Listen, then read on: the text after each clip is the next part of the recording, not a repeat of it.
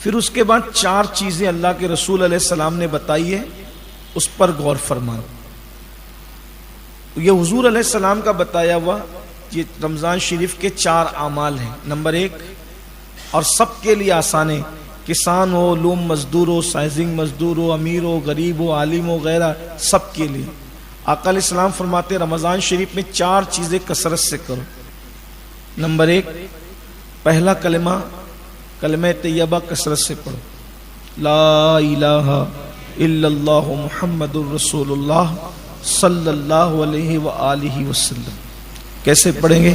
لا الہ الا اللہ محمد الرسول اللہ صلی اللہ علیہ وآلہ وسلم، لا الہ الا اللہ محمد الرسول اللہ صلی اللہ علیہ وآلہ وسلم۔ پہلا کلمہ کثرت سے، سب کو یاد ہے، کثرت سے پڑھیں، اس سے بہتر کوئی ذکر نہیں۔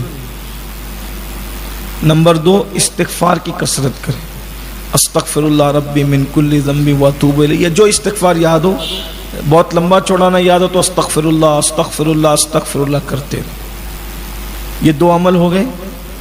پھر 2 عمل دعا سے تعلق رکھتے ہیں۔ فرمایا جنت کا سوال کرو، رمضان شریف میں کثرت سے جنت مانگو۔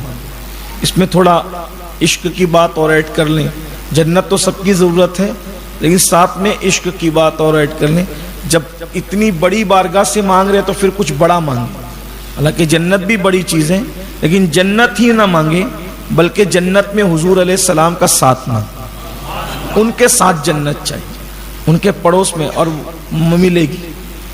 حضرت موسیٰ علیہ السلام نے جب پوچھا تھا وہ بڑھیا سے کہ یوسف علیہ السلام کا مزار کہاں ہے، تو بڑھیا نے کہا میں جانتی ہوں لیکن شرط ہے کہ آپ کے ساتھ جنت چاہیے۔ تو آپ نے فرمایا کہ تو جنت مانگ لے اتنا کافی ہے، میرے ساتھ جنت، نبی تو نبی ہے۔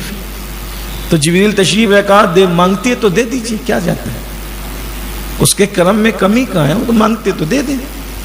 تو جب بڑھیا مزار یوسف بتا کر حضرت موسیٰ کے ساتھ جنت میں جا سکتی ہے تو اگر آپ ماہ رمضان شریف کی قدر کر کے رسول اللہ کے ساتھ چلے جائیں تو پھر کوئی بعید نہیں۔ تو حضور کے پڑوس میں مانگے، حضور بڑی بارگاہ ہے تو بڑی بات ہو۔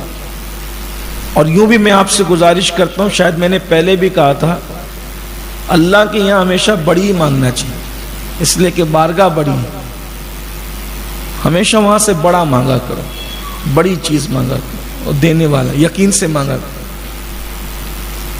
اس پہ یقین ہے تو پہلی چیز کلمہ طیبہ، دوسری چیز استغفار، تیسری چیز جنت کا سوال، اور وہ بھی رسول اللہ کے ساتھ ان کے پڑوس میں صلی اللہ علیہ وسلم، اور چوتھی چیز جہنم سے پناہ مانگو۔ اس کا وہ دعا سن لیں، اللہم اجرنا من النار۔ کیا پڑھیں؟ اللہم اجرنا من النار، رمضان پڑھتے رہیے۔ اس کا مطلب ہوتا ہے اللہ میں جہنم کی آگ سے تیری پناہ مانگتا ہوں۔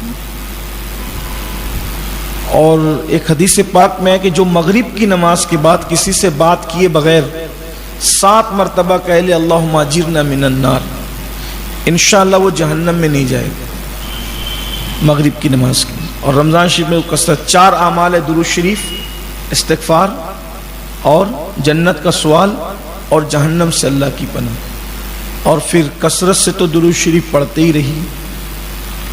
اللہ تبارک و تعالی ہم سب کو توفیق عطا فرمائے۔